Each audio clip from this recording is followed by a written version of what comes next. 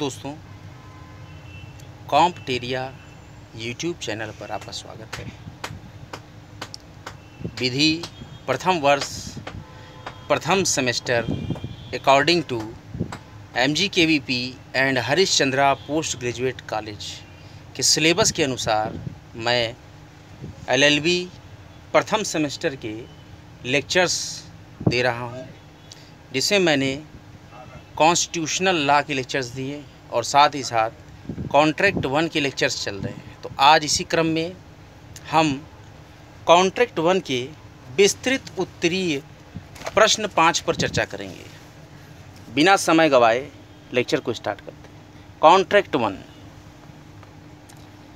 प्रस्ताव कब और किस प्रकार प्रतिसंहरित किया जा सकता है। प्रतिसंहरित मतलब खंडित, या तो वापस लिया जा सकता है। प्रतिग्रहण किस प्रकार वापस लिया जा सकता है। 1 जनवरी 1992 को पत्र भेजकर प ने अपना घर क को बेचने का प्रस्ताव किया। क ने प्रस्ताव को प्रतिग्रहित कर लिया, यानी कि स्वीकार कर लिया, और 4 जनवरी 1992 को प्रतिग्रहण का पत्र पेटिका में डाल दिया, जो कि प को 16 जनवरी 1992 को प्राप्त हुआ। प ने 5 जनवरी 1992 को प्रस्ताव को प्रतिसंहरित कर लिया, यानी कि वापस ले लिया। क्या प्रतिसंहरण वैध है? When and how can the proposal be revoked?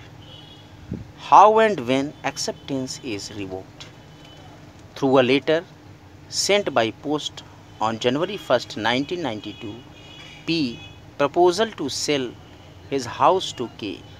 K accepted the proposal and posted the letter of acceptance in letter box on January 4, 1992, and the same was delivered to P on 16th Jan 1992. Has P revoked the proposal on 5th Jan 1992? Is the revocation of proposal valid? अब उत्तर की चर्चा करते हैं। संविदा अधिनियम की धारा 6 में प्रस्थापना के प्रतिसंहरण या रिवोकेशन या वापस लेने की विभिन्न विधियां हम बताते हैं कि प्रस्तावना का प्रतिसंहरण निम्न तरीके से करते हैं। पहला तरीका होगा प्रस्तावक द्वारा दूसरे पक्षकार को प्रतिसंहरण की सूचना देकर। प्रस्तावक अपने प्रस्ताव की दूसरे पक्ष को सूचना देकर खंडन कर सकता है या अपना प्रस्ताव वापस ले सकता है। संविदा अधिनियम की धारा 5 के अनुसार प्रस्तावक अपना प्रस्ताव उसके संबंध में प्रतिग्रहण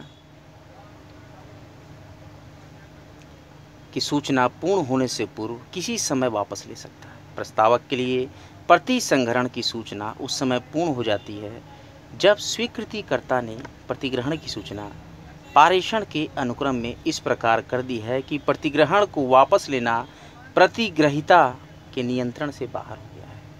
प्रस्ताव को वापस लेना तभी तक संभव है जब तक स्वीकृतिकर्ता को प्रस्ताव के वापस लाने की सूचना उस समय से पूर्व मिल जाए जबकि प्रतिग्रहण स्वीकृति को पारेषण के उस माध्यम को दे चुका हो जहां स्वीकृति प्रतिग्रहण को वापस लेना प्रतिग्रहीता के लिए असंभव हो जाए, जैसे स्वीकृति के सूचना को पत्र पेटिका में डाल देना या पोस्ट ऑफिस को दे देना।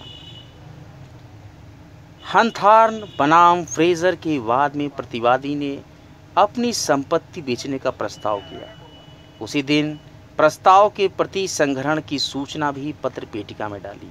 यह सूचना प्रतिग्रहीता को 5:30 बजे शाम को प्राप्त हुई, जबकि शाम 4 बजे प्रतिग्रहीता प्रतिग्रहण की सूचना डाक पेटिका में डाल चुका था। यहाँ प्रस्तावक के लिए स्वीकृति 4 बजे पूर्ण हो चुकी थी जब प्रतिग्रहण की सूचना पत्र पेटिका में डाली गई थी, उसके पश्चात नहीं। तो न्यायालय ने निर्णय दिया कि संविदा 4 बजे सृजित हो चुकी थी जब स्वीकृति पत्र पारेषण के माध्यम से सुपुर्द कर दिया गया था, अतः 4 बजे के पश्चात प्रस्ताव का प्रतिसंहरण नहीं किया जा सकता था। यदि प्रस्तावक ने प्रस्ताव को स्वीकार करने के लिए कोई समय निश्चित किया है तो उस निर्धारित समय के अंदर प्रस्ताव का प्रतिग्रहण नहीं हुई है तो प्रस्तावना का प्रतिसंहरण उस समय की समाप्ति से पूर्व कर सकता है और उसे निर्धारित समय को समाप्त होने के लिए इंतजार करने की आवश्यकता नहीं है। दूसरे बिंदु पर चर्चा करेंगे, प्रस्ताव के प्रतिग्रहण के लिए निर्धारित समय या उचित समय की समाप्ति पर।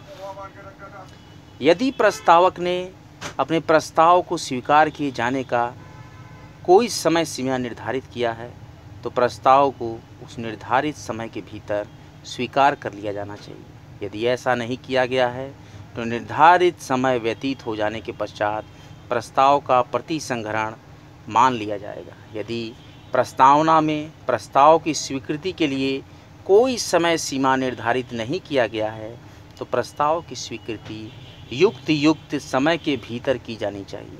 उचित समय क्या है यह प्रत्येक वाद के तथ्यों पर निर्भर करेगा।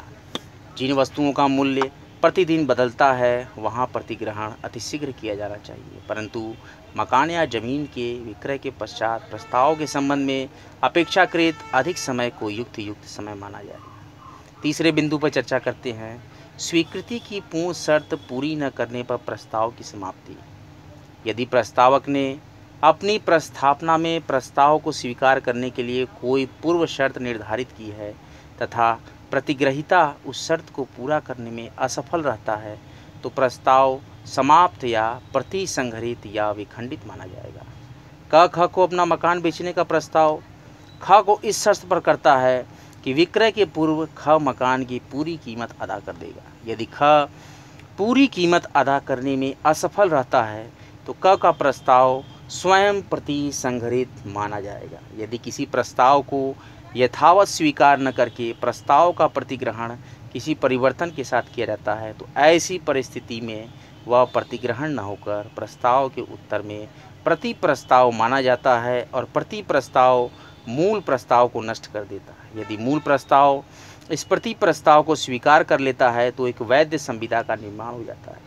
हाइड बनाम रेंच नामक वाद में प्रतिवादी अपना खेत वादी को 1000 पाउंड में बेचने का प्रस्ताव करता है, परंतु वादी खेत 950 पाउंड में खरीदने को कहता है। यहाँ वादी का खेत 950 पाउंड में खरीदने को कहना प्रतिवादी के मूल प्रस्ताव का प्रति प्रस्ताव है। तत्पश्चात वादी खेत को 1000 पाउंड में खरीदने को तैयार हो जाता है। न्यायालय ने निर्णय दिया वादी के खेत को 950 पाउंड में खरीदने का प्रस्ताव प्रतिवादी के मूल प्रस्ताव का प्रति प्रस्ताव था, जिसने मूल प्रस्ताव को विखंडित कर दिया। अब बाद में वादी के खेत को 1000 पाउंड में खरीदने को तैयार हो जाना प्रतिग्रहण नहीं माना जा सकता और वैध संविदा का निर्माण नहीं माना जाएगा। चौथा बिंदु है, प्रस्तावक की मृत्यु अथवा पागलपन भी प्रस्ताव को समाप्त कर देता है। यदि प्रस्तावक की मृत्यु हो जाती है या प्रस्तावक पागल हो जाता है तथा प्रस्ताव को स्वीकार करने से पूर्व प्रतिग्रहीता स्वीकृतिकर्ता को इस तथ्य की जानकारी हो जाती है तो ऐसी दशा में स्वीकृतिकर्ता प्रतिग्रहीता द्वारा प्रस्ताव को स्वीकार कर लेने से वैध संविदा का निर्माण नहीं होता। परंतु यदि प्रस्तावक की मृत्यु या पागलपन की जानकारी स्वीकृतिकर्ता या प्रतिग्रहीता को प्रस्ताव के प्रतिग्रहण के पश्चात होती है तो वैध संविदा का निर्माण हो जाएगा तथा प्रस्तावक के उत्तराधिकारी संविदा के अंतर्गत बाध्य।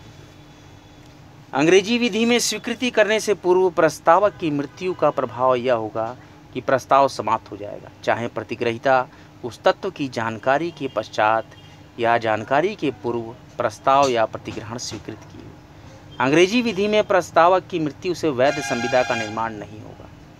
प्रतिग्रहण का प्रतिसंहरण यानी कि खंडन, रिवोकेशन। अंग्रेजी विधि के अनुसार स्वीकृति, प्रतिग्रहण का प्रतिसंहरण, रिवोकेशन संभव नहीं है।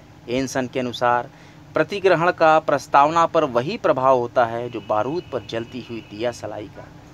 वैध तथा पूर्ण प्रस्ताव तथा वैध एवं पूर्ण प्रतिग्रहण ऐसे कार्य करते हैं जिसे मिटाया नहीं जा सकता, परंतु एनसन महोदय के अनुसार उपरोक्त नियम डाक के माध्यम से किए गए प्रतिग्रहणों तक सीमित होता है। एनसन महोदय के अनुसार अन्य परिस्थितियों में किए गए प्रतिग्रहण की संसूचना प्रतिग्रहिता के संबंध में पूर्ण होने से पूर्व प्रतिग्रहिता प्रतिग्रहण का प्रतिसंहरण कर सकता है, परंतु उसके लिए शर्त यह है कि प्रतिसंहरण की सूचना प्रतिग्रहिता द्वारा किए गए प्रतिग्रहण की सूचना प्रस्तावक के पास पहुंचने से पूर्व किया जाए। भारतीय विधि में यह सुनिश्चित नियम है कि प्रतिग्रहण का प्रतिसंहरण सदैव किया जा सकता है यदि प्रतिसंहरण पत्र प्रतिग्रहण की सूचना प्रस्तावक के पास पहुंचने से पूर्व प्रतिसंहरण की सूचना प्रस्तावक के पास पहुंच जाए।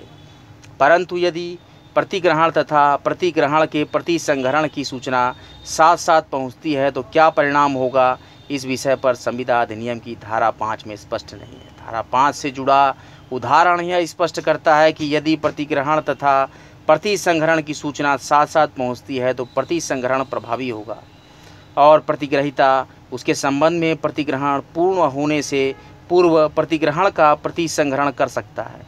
प्रतिग्रहिता के संबंध में प्रतिग्रहण उस समय पूरा होगा जब प्रतिग्रहण की जानकारी प्रस्तावक को हो, परंतु प्रस्तावक के लिए प्रतिग्रहण तभी पूरा होगा जब प्रतिग्रहण का पत्र पारेषण के ऐसे माध्यम में डाल दिया गया है जिससे वापस ले पाना प्रतिग्रहिता के लिए असंभव हो। इस प्रकार यदि प्रतिग्रहण पत्र द्वारा किया गया है तथा प्रतिसंहरण तार द्वारा किया गया है तथा प्रस्तावक को पत्र तथा तार एक साथ प्राप्त होते हैं, क्योंकि कोई भी सामान्य बुद्धि का व्यक्ति पत्र तथा तार साथ साथ होने पर तार पहले खोलकर पढ़ेगा, अतः इस परिस्थिति में प्रतिसंहरण की जानकारी प्रस्तावक को पहले होगी तथा प्रतिग्रहण की बाद में। इसलिए प्रतिसंहरण की संसूचना पूरी होने से पूर्व प्रतिग्रहण का प्रतिसंहरण किया जा सकता है। समस्या था कि प ने पत्र भेजकर अपना प्रस्ताव 1 जनवरी 1992 को किया। क ने प्रस्ताव के प्रतिग्रहण का पत्र 4 जनवरी 1992 को पत्र पेटिका में डाल दिया, अतः प के विरुद्ध प्रतिग्रहण 4 जनवरी 1992 को उस समय पूरा हो गया जब क ने अपनी स्वीकृति यानी कि प्रतिग्रहण पारेषण के उस माध्यम में डाल दिया जहां से प्रतिग्रहण स्वीकृति वापस लेना क के लिए असंभव हो गया। तो प के लिए संविदा का निर्माण 4 जनवरी 1992 को ही हो गया, भले ही स्वीकृति का पत्र प को 16 जनवरी 1992 को प्राप्त होता है। अतः 4 जनवरी 1992 को प के लिए संविदा का निर्माण होने के पश्चात 5 जनवरी 1992 को प अपने प्रस्ताव को वापस नहीं ले सकता। प द्वारा 5 जनवरी 1992 को किया गया प्रतिसंहरण या विखंडन या रिवोकेशन वैध नहीं होगा। आज का लेक्चर यहीं तक। कॉम्पिटेरिया पर नित्य निरंतर बहुत ही आकर्षक लॉ, कॉन्ट्रैक्ट 1 एवं कॉन्स्टिट्यूशनल लॉ 1 के LLB first semester MG KVPN SCPG college Varanasi के लेक्चर्स आ रहे हैं। इनका लाभ लें, ज़्यादा से ज़्यादा लोगों तक चैनल्स को शेयर करें, कॉम्पिटेरिया चैनल को सब्सक्राइब कर दें। वीडियो के कमेंट बॉक्स में ज़रूर लिखें कि आपको लॉ के लेक्चर्स कैसे लग रहे हैं। एक वृक्ष लगाने का संकल्प लीजिए, वृक्ष लगाइए, वातावरण को हरा भरा और ऑक्सीजन युक्त बनाइए। स्वस्थ रहें, घर पर रहें, सुरक्षित रहें, वैक्सीनेशन ज़रूर से कराएं। कॉम्पिटेरिया लेक्चर्स देखने के लिए आपका बहुत बहुत धन्यवाद। हर हर महादेव, जय श्री राम।